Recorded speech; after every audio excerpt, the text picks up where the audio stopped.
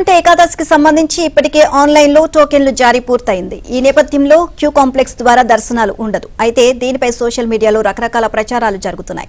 దీంతో భద్రతాపరమైన చర్యలపై అధికారులు చర్యలు చేపట్టారు. జిల్లా యంత్రాంగం టీటీడీ ప్రకటనలను మాత్రమే ఫాలో అవ్వాలి అంటున్న తిరుపతి కలెక్టర్ వెంకటేశ్వర్లు, ఎస్పీ సుబ్బారాయుడుతో మా ప్రతినిధి దినేష్ ఫేస్ టు ఫేస్.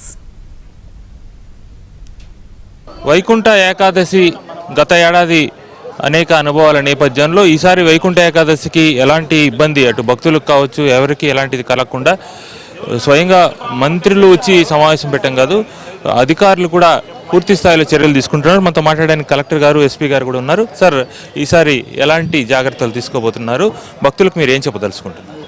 ఈ సంవత్సరం మనకి వైకుంఠ ఏకాదశి డిసెంబర్ 30 నుంచి జనవరి 8వ తారీఖు వరకు మనకి జరగబోతుంది. ఈ వైకుంఠ ఏకాదశికి సంబంధించి మనకి 2 రోజుల క్రితం కూడా రాష్ట్ర మంత్రివర్గ ఉపసంఘం కూడా వాళ్ళ అధ్యక్షతన టీటీడీ అధికారులతో మరియు జిల్లా యంత్రాంగంతో కూడా సమీక్షించడం జరిగింది. ఏర్పాట్లు ఎట్లా ఉన్నాయి, స్థితిగతులు ఎట్లా ఉన్నాయని కూడా చూసి వాళ్ళ సూచనలు సలహాలు కూడా ఈసారి ఇవ్వడం జరిగింది. మొదటి 3 రోజులకు గాను మొత్తానికి కూడా కొత్తగా ఈసారి ఈడిప్ పద్ధతిలో అందరూ లాటరీ పద్ధతిలో భక్తుల్ని మనము టికెట్లు అలాట్ చేయటం జరిగింది. టీటీడీ వాళ్ళు దేశవ్యాప్తంగా సుమారుగా 25 లక్షల మంది అన్ని రాష్ట్రాల నుంచి కూడా ఈడిప్లో పార్టిసిపేట్ చేయటం జరిగింది.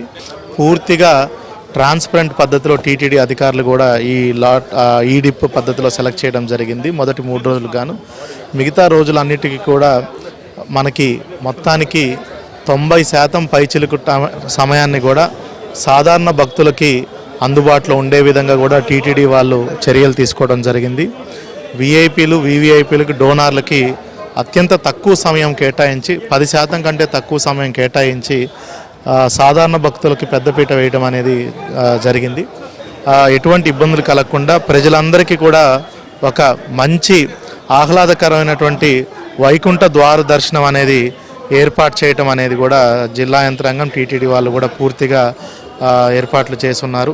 అదేవిధంగా మీడియా ద్వారా తెలియజేసేది ఏంటంటే సామాజిక మాధ్యమాల్లో ఏదైనా వదంతులు వస్తే వాటిని నమ్మవద్దు.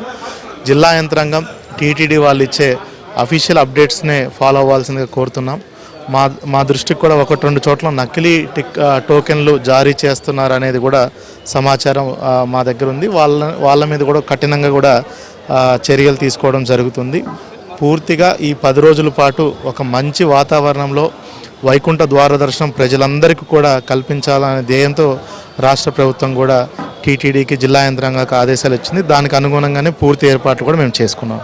ఎస్పీ గారు కూడా ఉన్నారు. సార్, చెప్పండి, ముఖ్యంగా టోకన్లో 3 రోజులు అనేది టోకన్ తీసుకుని దర్శనానికి వెళ్ళేటువంటి పరిస్థితి ఉన్న నేపథ్యంలో భక్తులకు ఏం చెప్పదలుచుకుంటారు? అంటే ఆ 3 రోజులు వచ్చి ప్రదక్షిణ చేసుకుని వెళ్ళిపోవచ్చు తప్ప దర్శనం అనేది సాధ్యపడదనే క్లారిటీ. ఎందుకంటే ప్రదక్షిణ చేసుకోమనడం అనేది కాదు, ముఖ్యంగా భక్తులు వచ్చినప్పుడు టోకన్ లేనప్పుడు గత 30, 31, 3 రోజులు కూడా కొత్త విధానంలో టోకన్స్ ద్వారా ఆన్లైన్ డిప్ ద్వారా టోకన్స్ వచ్చాయి.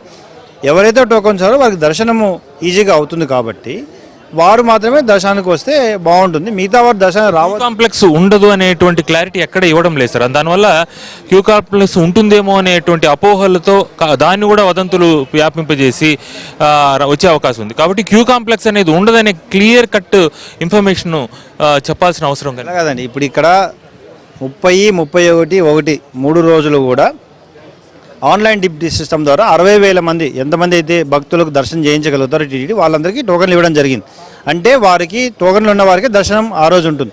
మిగతా వారు రావద్దని కాకుండా వారికి దర్శనం అనేది మాత్రం ఇబ్బంది కలుగుతుంది. కాబట్టి వారు దానికి అనుగుణంగా వాళ్ళని ఏర్పాట్లు చేసుకోవాలి. దర్శనం ఉండదు కాబట్టి 3 రోజులు దర్శనం అనేది లేనప్పుడు తిరుమలకి వారు వచ్చి వారు ఏ విధంగా దర్శనం చేసుకోలేనప్పుడు ఆ విధంగానే వాళ్ళని ఏర్పాట్లు చేసుకోవాలి. 2వ తారీఖు తర్వాత 2 నుండి 8 వరకు నార్మల్గా మిగతా ప్రొసీజర్సే ఫాలో అవుతారు కాబట్టి అప్పుడు ప్లాన్ చేసుకోవడము ఇవన్నీ కూడా భక్తులు వాటిని దృష్టిలో ఉంచుకొని తిరుమలకి ఏర్పాట్లు చేసుకోవాలని కోరుకుంటున్నాం.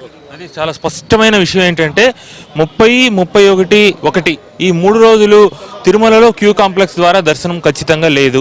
టోకన్లు తీసుకున్న వారికి మాత్రమే దర్శనం ఉండబోతోంది. ఇది క్లారిటీగా అర్థం చేసుకుని తిరుమల యాత్రని ప్లాన్ చేసుకోవాల్సిన అవసరం స్పష్టంగా కనిపిస్తోంది. వీడియో నటరాజు, దినేష్, ఏబినాంద్.